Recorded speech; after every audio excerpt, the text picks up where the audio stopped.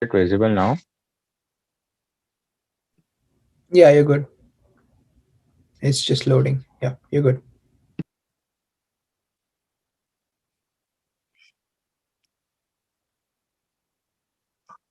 Yeah, today the paper we are discussing is human level concept learning through probabilistic program induction. And I will get started. One second.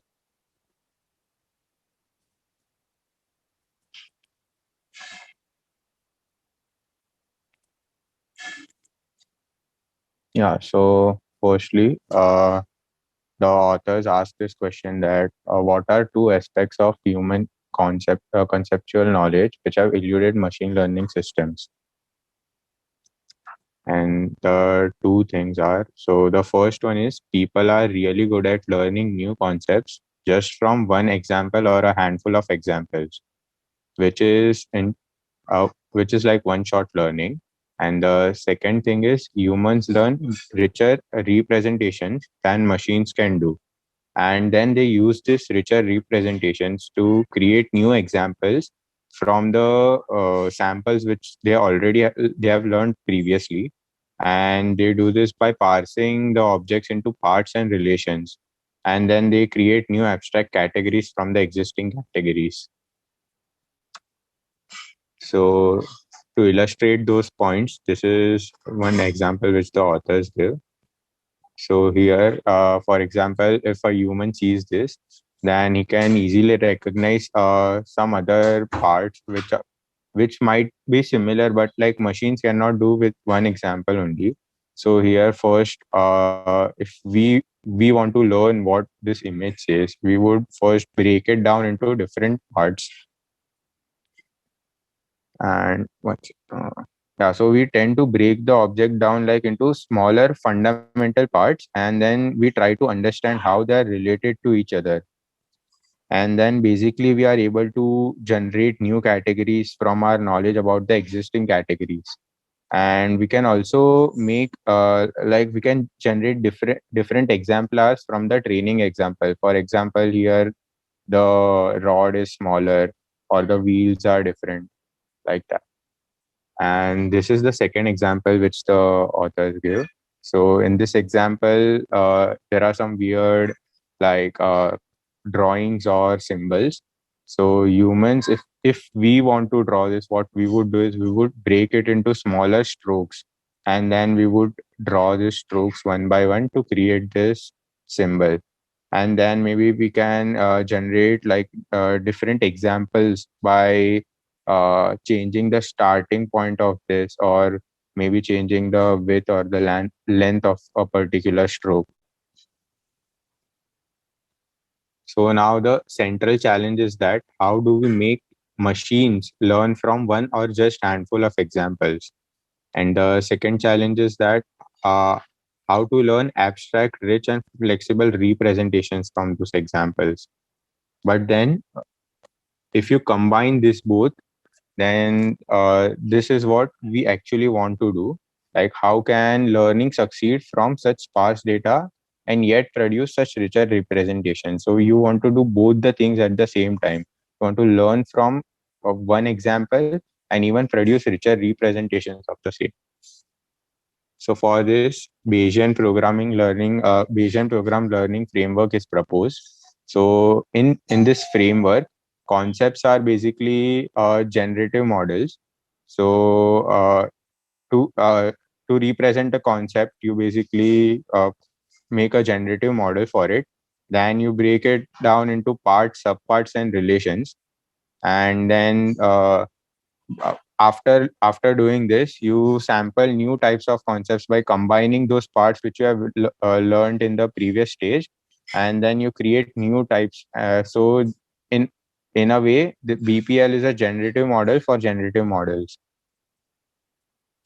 And there are three key ideas for this framework, which are compositionality, causality, and learning to learn. So what I mean by compositionality is basically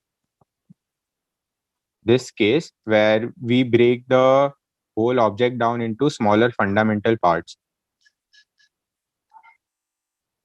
And then causality is BPL tries to capture the abstract causal structure of the real world and then produce new examples of a particular category from the existing examples. And learning to learn is basically you develop some priors from your previous experience, and then you use those same priors for new data, and then you update your priors. So this is the data set which the authors have taken. This is there are 1623 characters which are collected from random languages and uh, hello, am I audible? Yeah, so there are random characters which are collected from different scripts, and some are even computer generated. And they have captured both the image of a particular symbol and even the strokes from which the symbol is made. And this is the this is the basic formula which they use. Here in this formula, this psi term is the character type, and it comprises of three main things: K, S, and R. I'll tell you more about those terms in the upcoming slides. Theta here is the token of that type, and I is the image corresponding to the token. So basically, we Could want to you go look back and like pause for a second there? this slide. Yeah, what was psi? Psi is the type character type. Oh, okay, so So that's I'll talk about it in so detail in the there upcoming were slide. two different psis on the slides and here, so I got confused. Yeah. Sorry, I could not find the exact matching symbol for this. When in doubt, always screenshot. Yeah. Alright. So this is the basic process. First, you Um, create. Sorry, could you go back, please? Um, Yeah. so psi is a function of KSR, where K is. Could you repeat what these three were? Yeah. So I have written it down here. So K is the number of strokes, S is the set of K strokes, and R is the relation between those strokes. Okay, got it. So if firstly you generate primitives from your data. Primitives are basically if the parts which you can draw by from a pen without lifting it from start to end. So this there are some 157 primitives, and then you break them down into subparts, and then you join those subparts to create parts, and then you join those parts, add some noise to it, and then create your raw data. So Uh, this process is divided into two parts. First one is generating character types, and the second one is generating character tokens. So for the first part, that is generating character types. just question before you move ahead. Yeah. You said primitives were strokes that were drawn end to end. Is there some condition of not retracing your lines in the primitive? Yeah. So as you can see, they have also drawn these arrows. So they like you don't go back, and there is a specific direction that you follow. Okay, sounds fair. Yeah. So the first one is generating character types. And for generating character types, like I said in this figure, we break it down into two things. First, sorry, yeah. The first part is this, and the second part is figuring this out. So now we are talking about P of psi, which can again be broken down into this. And here, what K is like the number of strokes. So if this is the character we are talking about, then how many strokes are used in this character, which is like this one, two, and then this three. So that is number of strokes. S is the set of K strokes. So which this is the set of strokes we have used for generating this character. And R is the relation between the strokes. Relation is basically where will the stroke start, where will it end, how will it get connected to the previous stroke.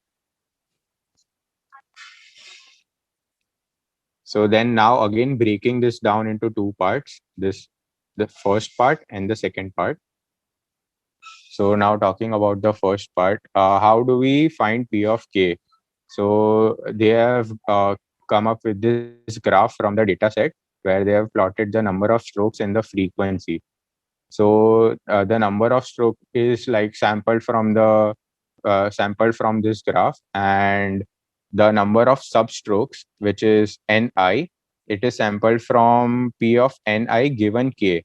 So if you know K, and then you basically uh, draw the probability of a number of substrokes. And then the coming to the second part, uh, P of Si, figuring how to find this. So each substroke is modeled as a cubic spline, and which can be decomposed into three variables: Zij, Xij, and Yij. So what is Zij? Zij is a library of primitives. So yeah. So as you can see here, every primitive has a number, which is Zij. Then Xij is small circles or control points. For example, if you consider this, then there are 5 control points here, which is used to trace the curve. And Yij is the type level scale, which is how magnified do you want it to be. So then we find P of Si using this equation.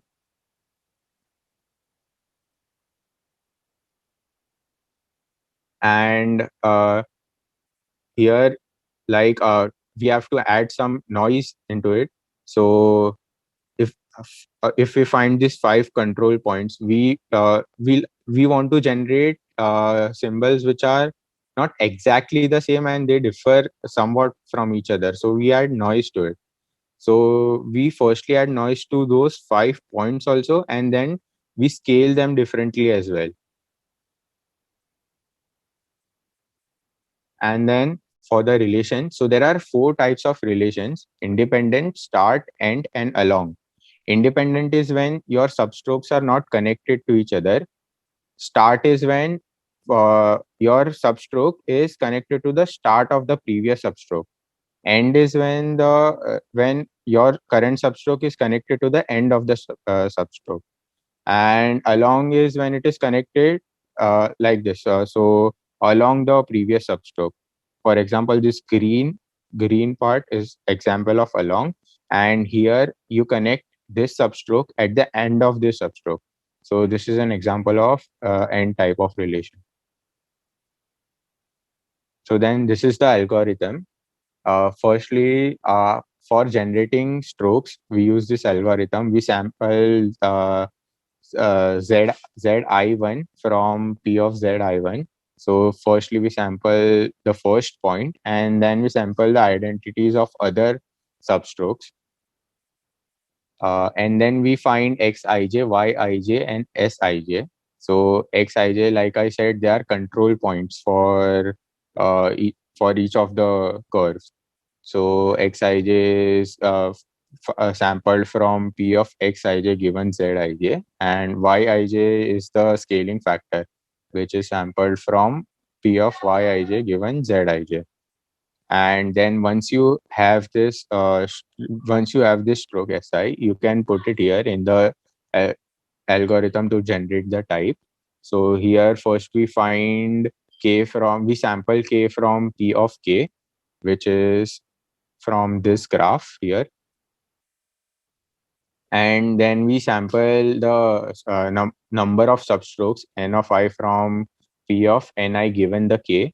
And then we put this here, so we get the substrokes, and then we define a relation, which relation it is, and we join the strokes using the relations.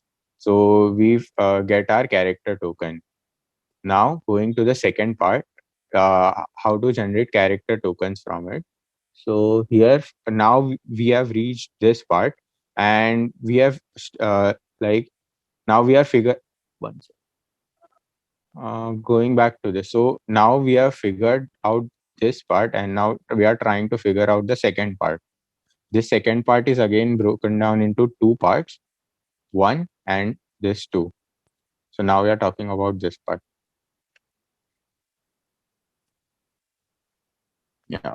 So we use this equation, and here in this equation, what this this m added to all the symbols means that we are just adding noise and sampling, trying to find different exemplars from the current example.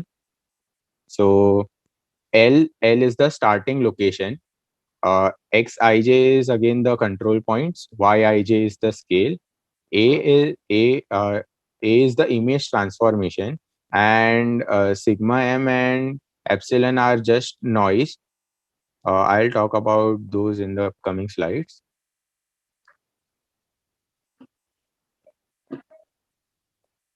Yeah, so now we have to find the trajectory. So trajectory T of I is a sequence of points in the image plane that represent the path of the pen as you draw it. And it is a function of three terms, which is the starting term, the control points, and the scale. And we add like here you can see we add noise to the control points and the scale. And then the second after this we try to find the relation. So token level relations must be exactly equal to their type level counterparts, because here we cannot add noise, because if the second curve starts from at the end of the first curve, then you have to start it from there only. This is there is an exception to this, which is in the along relation. So in along relation, like you can see this green curve, it can sometimes start from like here, sometimes from a position which is down like here. So we add noise to the noise in case of the along relation. And then an image transformation is like sampled using this.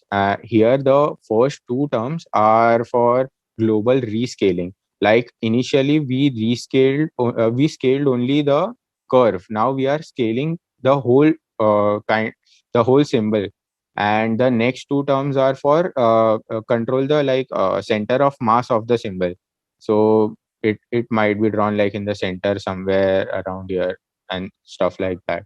And then we add these two noises. So this one is for to accomplish blurring, we add Gaussian filter with standard deviation sigma, and the second noise process stochastically flips pixels with a probability of epsilon. This flipping is just black and white. Yeah. And then this is the algorithm we use for generating the character tokens. So we first like I said, the relations remain the same except in case of the along relation where you add noise. So we add variability attached to the spline, and then you sample the trajectory using this. And similar, like in the first example, you find xi and yi's for the same.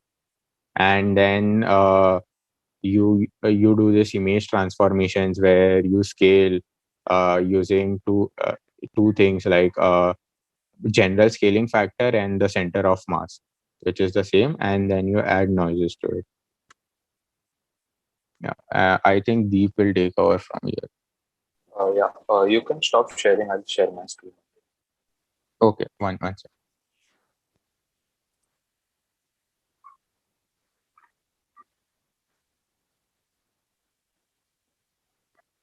Is my screen visible? Is it visible? Yeah. Yes, yes. Yeah. Okay. So I'll start. So up until now, we've concentrated on how the curves are generated and how the generative models work. So after this, we're gonna discuss some results for the paper. So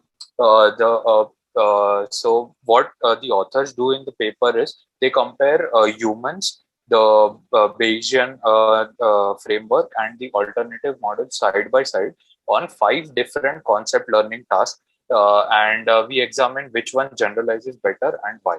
So one such task that Josh explained was generating new exemplars from a given novel character. So um, yeah, so from a given novel character. So here you can see in the diagram that is my mouse pointer visible? Okay. So here we can see that a demo character is given, and some humans generated, and the other generative models generated, and a classification takes place.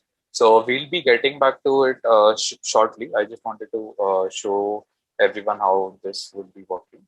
So one second. So the next one is the results section, the main bar graph. So the how the models are working is summarized here. Now this figure A summarizes how one-shot classification works among the 5 different models that we had talked about. So uh, um, yeah. So here we have a hierarchical deep neural network.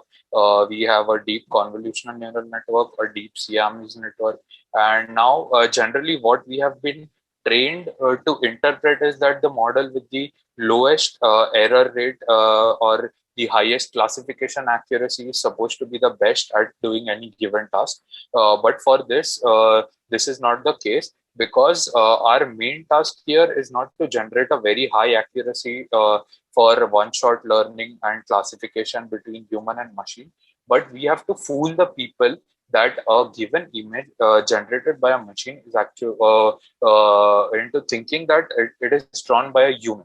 So basically what they did was they ran a test on humans, and we observe here that humans achieved approximately around the 4.5% accuracy. So when we say that we have a 35% classification error rate on a hierarchical deep neural network, this is the worst model performing here because it is the farthest from the human performance, which means that any group of human panel that would be classifying the and checking if the machine is human generated or not could easily identify if it is above if it is generated by the machine. So like we'll get to that. So and this other figure is trying various factors that were talked along with BPL, such as learning to learn compositionality that just described. So they check how the individual factors perform. What if we don't place any constraints on BPL? So we'll be going into detail in all of this. So uh, this is the same color. And these bars represent like we have a lot of images. So this is the standard error of the mean that was of among all the images. Um, yeah. So this, as we went ahead, as we saw earlier, a demo image So was could you go back to the right-hand side plot on the previous slide? It wasn't completely clear to me. So that's a human baseline, right? Because that color is the same as the humans. yeah the dotted line, right? Right. And now you're Yeah. saying on different tasks.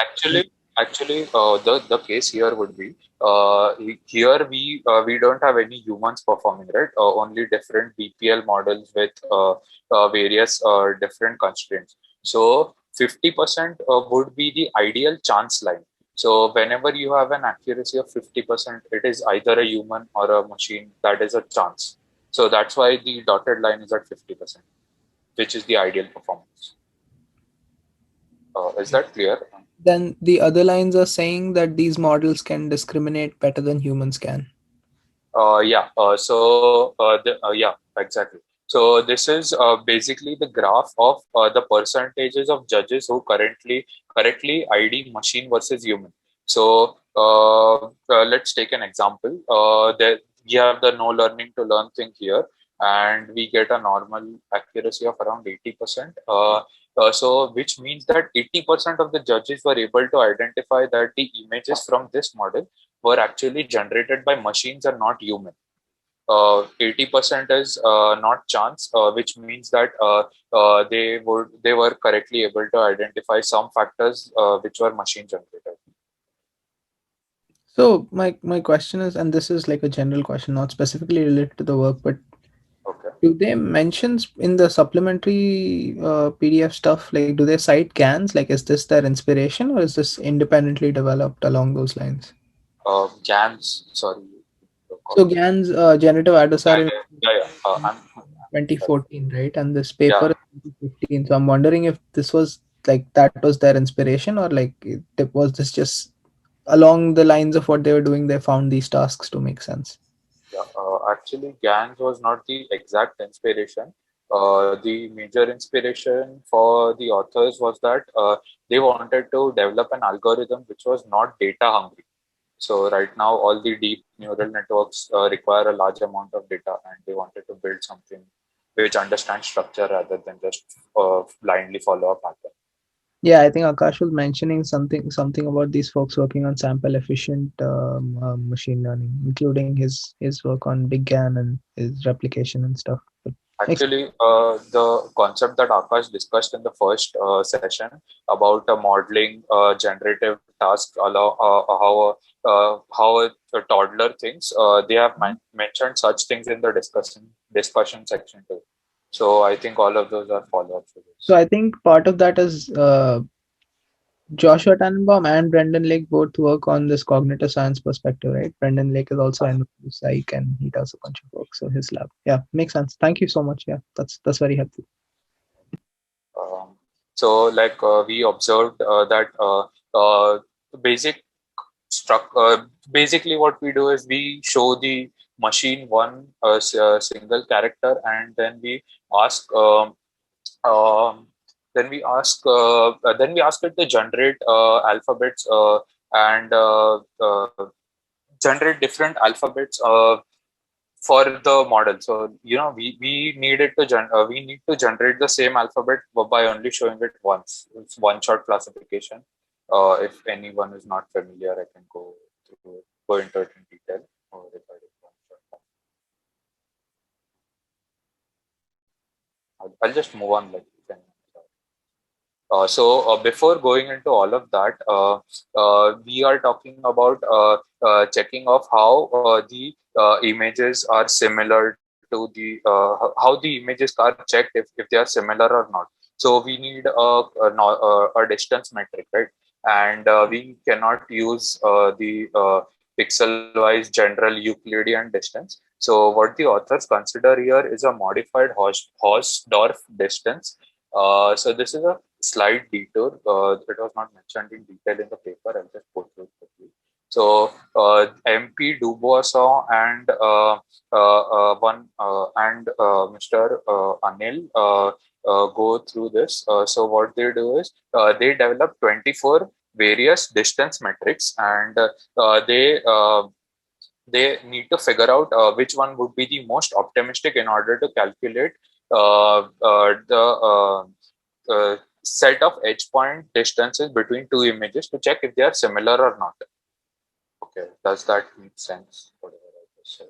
So what they did was they considered four operators, which I have mentioned here. One was taking a minima, maxima, midpoint, and weighted average between any two edge points. So we consider two edge points A and B here, and we'll just say that minima, maxima, midpoint, and weighted average were four operators. And what they did was they took six of these measures. So as you can see, the first one is the minima, and the small a here refers to the edge points of a particular image, capital A, and the B refers to the image B as a whole. So we just check the distance, minimum distance from one image to the next. The next one is a rank distance, which means so this 50 here indicates that we'd be checking the median distance between a point and the image B. This is 3/4 quartile of a distance. This is 90th percentile, and this is the maximum distance between one single point and the whole other image, and the sixth one, as we can see, is a mean. So this was all and the 24 measures that I talked about were constructed into like this. So D1 and F1. So this D1 was put into a minima operator, and in order to construct the distance D. And in the end, what they found was that out of these 24, only D1 was considered to be a metric, and all others violated the triangle law of inequality. Now, what we found out that when they used the four operators, D10, D14, D18, and D22 were the only ones that were worth paying attention to.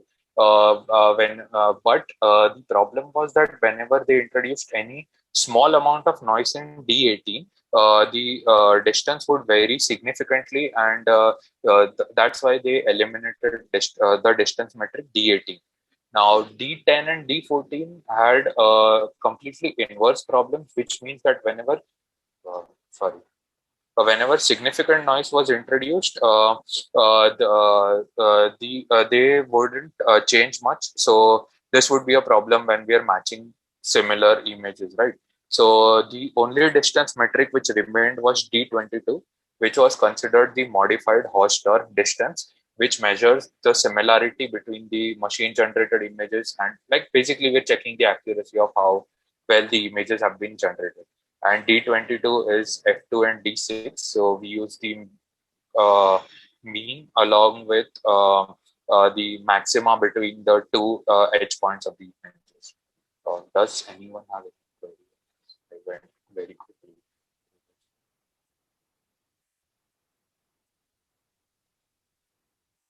Okay, I'll move on. So the takeaway from this result slide is they evaluated a whole suite of distances with respect to which distances would make sense for such a task.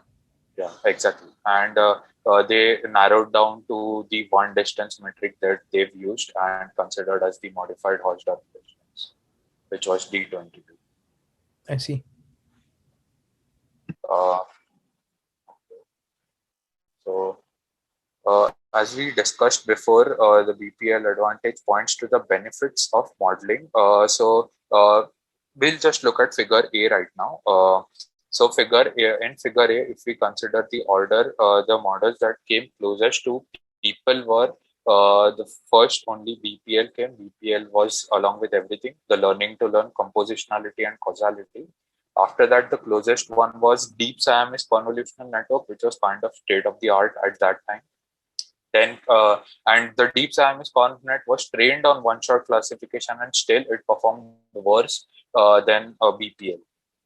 Then we have the Deep Convolutional Neural Network. Then we have the Deep Siamese. We have BPL lesion without the learning to learn part. So we don't have any priors trained, and that's why I think the accuracy deviates. After that, we have the Deep ConvNet, after which we have no compositionality in a BPL, and in the end we have a hierarchical deep neural network.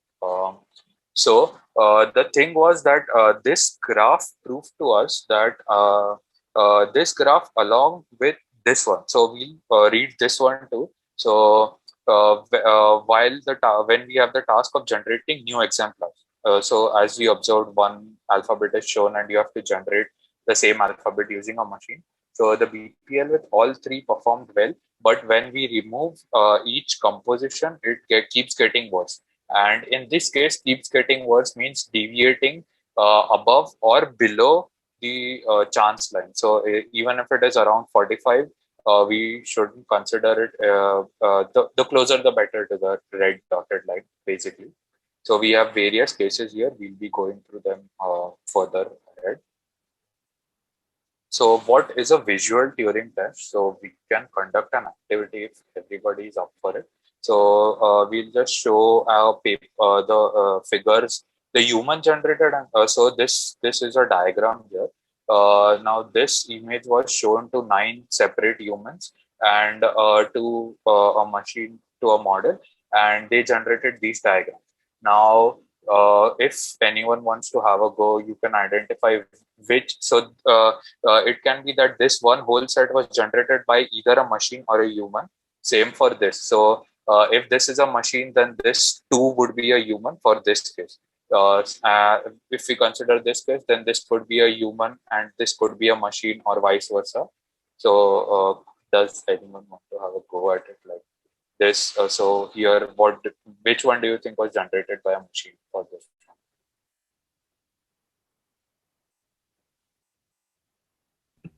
One. Oh, sorry. I think the twos are machines. They seem like more machines to me for all of them. Yeah. Okay.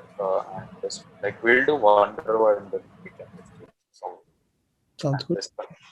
Yeah, so this one, like, what do you think here? What about this one?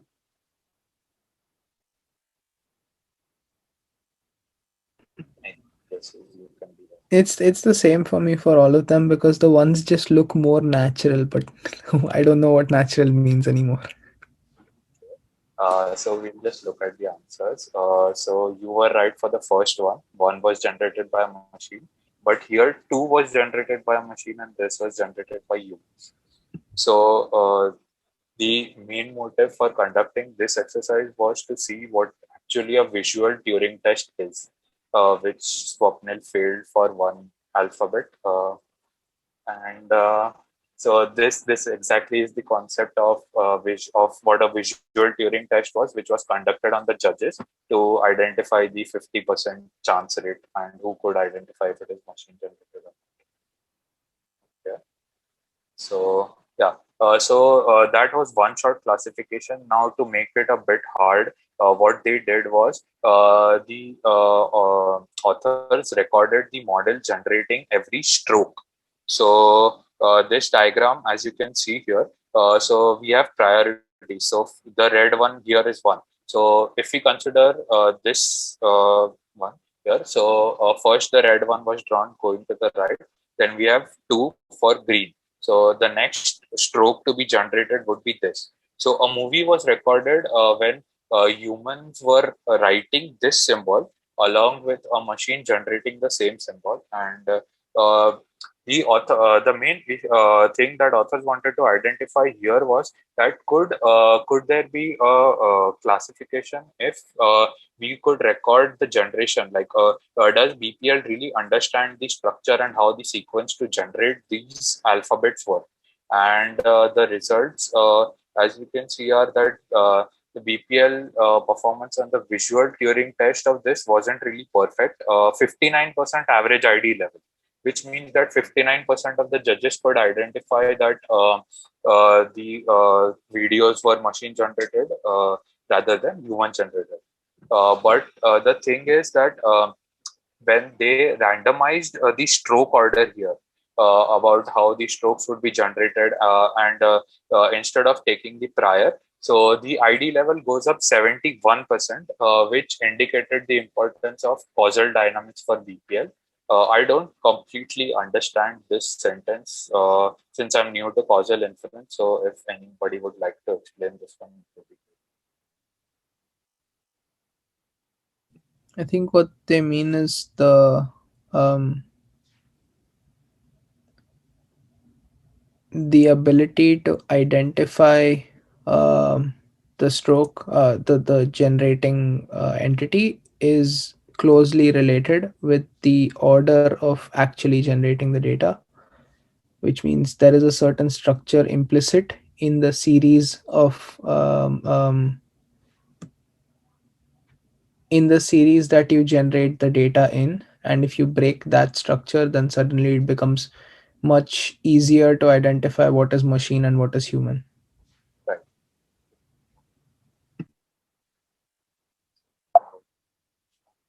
So so although the learning to learn had 30 background alphabets and they had to generate, but there are a lot of other factors when we get humans to generate the 30 same alphabets, because some of them would be less on the experience part. Like you ask a Gujarati person to write some Punjabi character, they would not be able to write as well. So what the authors did was they retained two different subsets of only five alphabets so that they could visualize it easily and be able to write it well. And the thing is that BPL still achieved a very good performance 4.3% and 4%. So this is the one where the purple graph was at 4.5%. So this is very near to the people performance here. But the deep convolutional neural net got even worse. So it went to 24%. So which proves that structure and the causal dynamics are utterly important in using the one-shot classification. Okay. So after this, it also so we just don't need it to copy the same alphabets and keep generating them. We actually need these generative models to create something on their own. So since as humans, as just discussed, we take a Segway and we can generate it into a one. We can visualize it into a one-wheeled bike.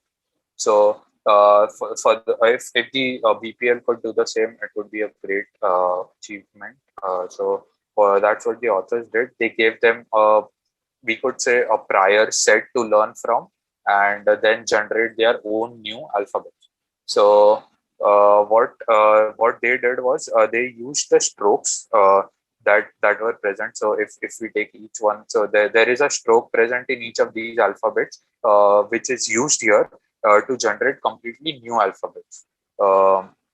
And they basically they use the stylistic feature, but they didn't copy the complete alphabet on same, which was a great result that was observed on part of PPL.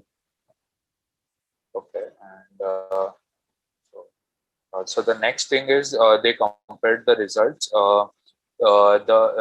So when the human judges compared people versus BPL in a visual Turing test, the judges had a 49% ID level on average, which means that only 49% of the judges identified which could be given to chance. And this is the same that a model with a lesion to learning to learn was successfully detected. So again, we have that if we take hierarchical priors here, then 69% ID level was present, which means 18 out of 25 judges were above chance in identifying.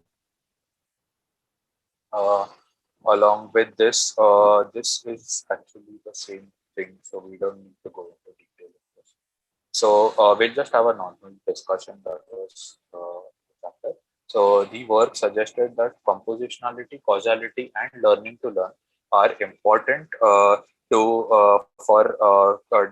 if we want to generate new concepts through machines. However, as we observed, building models individually, like one with only compositionality, one is unconstrained, one only has causality, this would not be very fruitful. So, okay. But the thing here is that BPL still lacks a certain structure in visual concepts. Like whenever the concepts as there are mentioned, as that are mentioned here, we have parallel lines, symmetry, and stuff like that. So the model wouldn't understand what parallel lines and symmetry is.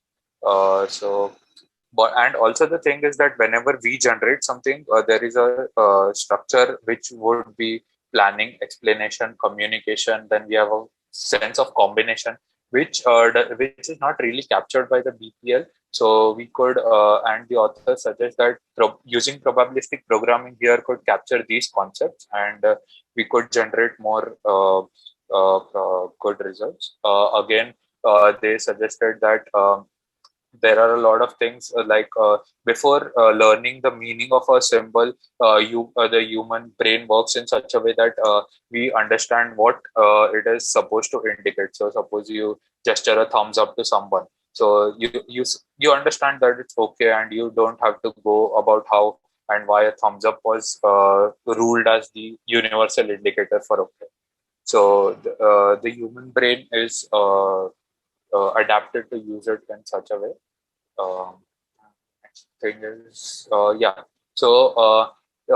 authors also compared children's behavior along with the BPL learning stages, and they wanted to evaluate how the learning to learn mechanisms work. Since Akash also suggested the other day that a lot of research has been going on in comparing generative models along with how a child's brain works. So they use this to check if a custom causal models can be built instead of a prior learning to learn structures, and further work could be done on this. And again, the authors synthesize that deep data hungry models are generating good results, but again they lack the structure and the compositionality that BPL offers, and that's why BPL has better one-shot learning capacity. And I guess that's it. Sure. Does anyone have any question?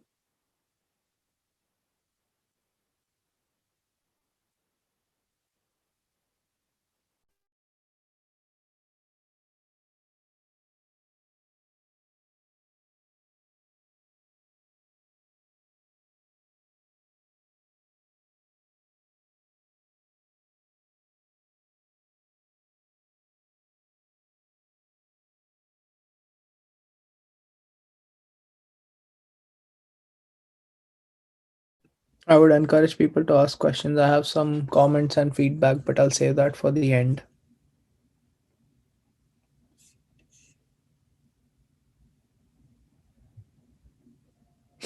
Any of the equations you didn't follow, any of the notation you didn't follow, any of the experiments, the results, the reason some metrics were discarded whereas others worked. Okay, how many of us actually read the paper beforehand? I know I didn't, so I can be honest about that. Like I did not went through the paper completely. I started, but yeah, not completed. So like we'll need to do that first, and then maybe yeah, we can ask. So this time it didn't really matter because the presentation was really, really, really good. But like in cases where a presentation might not have two people working so much on it, we do need to read the paper beforehand. So either like do a bi-weekly thing so people have time at least on one of the weeks to sit down and read the paper, um, or like figure out how to find the time independently and read it beforehand, so that we can have a discussion. And the reason I'm asking is because if you have a discussion you can point others in like one or two more directions as to what next paper to pick, because we have a really generic seeding set of the reading list. Like the reading list is papers that are already famous. What you want to do is find new papers that are not famous that might have interesting ideas, because these papers people have explored. They're not going to be the ground you need to like seed new ideas into your head. What you want to do is take these ideas, then move in a direction that is helpful. So I can do that because like I have some idea of like, okay, some problems in probabilistic programming, generative modeling, some causality flavor there, but that's not necessarily appealing to everyone here. So that's the point. That's the reason. So I also like went through the paper and like understood what they're doing, but I probably need to spend more time reading it in detail. And I mean, I have a couple of other papers I want to. Anyway, that's not the point. The point is, either figure out a bi-weekly thing or like figure out the time you want to spend to read the paper. Because otherwise, like we're just asking people to waste their time building very nice presentations, which is not going to lead anywhere. So that said, let's get back to questions.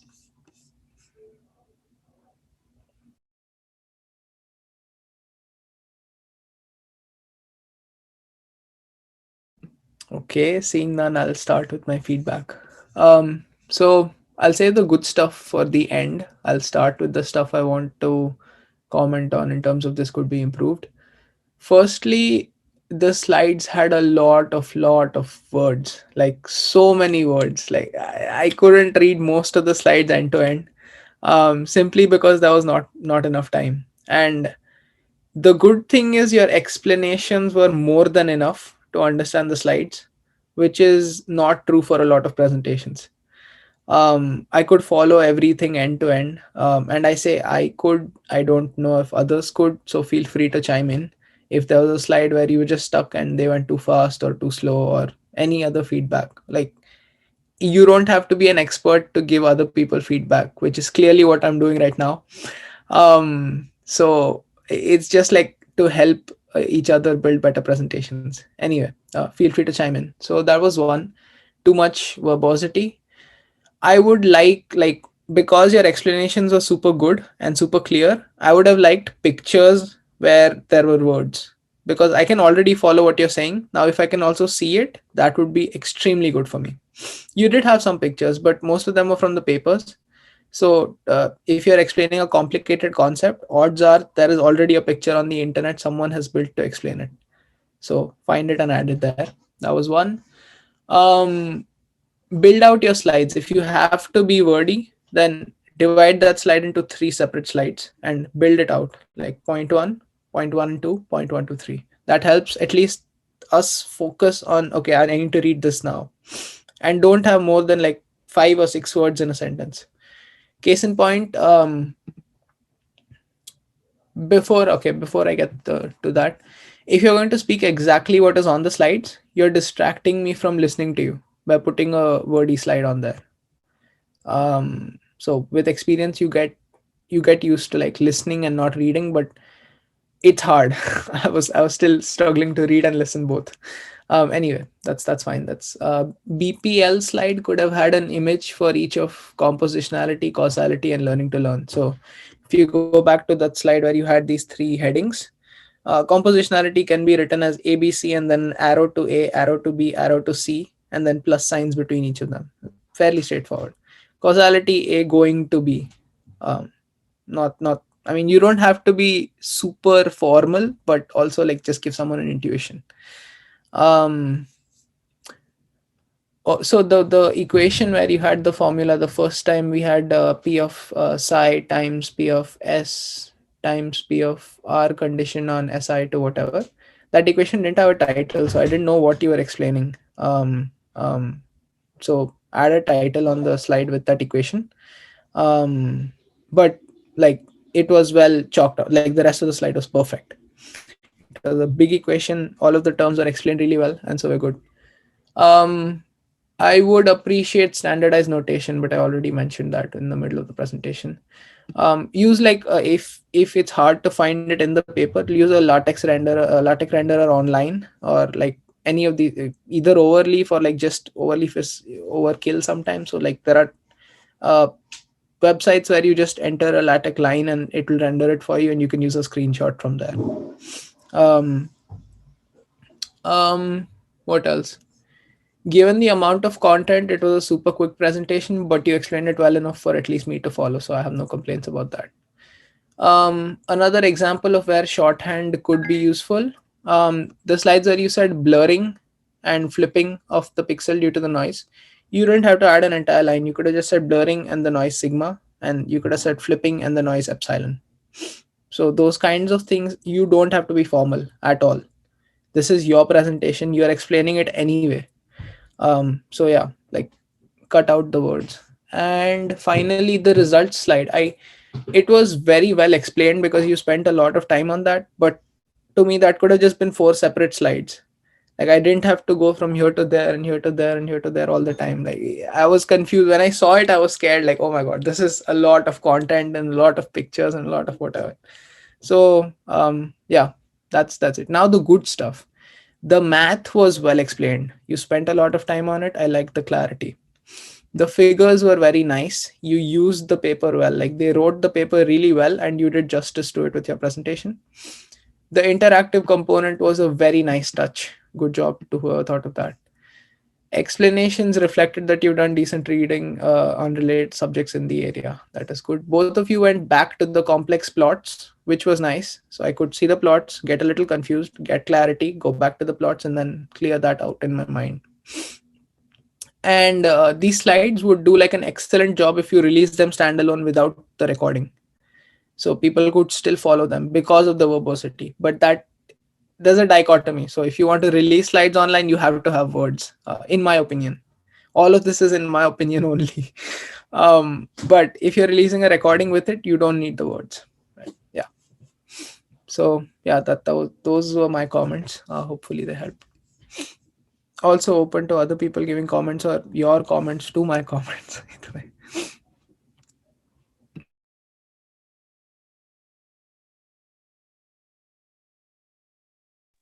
Yeah, actually, it was our first time presenting like a paper like this, so it really helps if there's more criticism.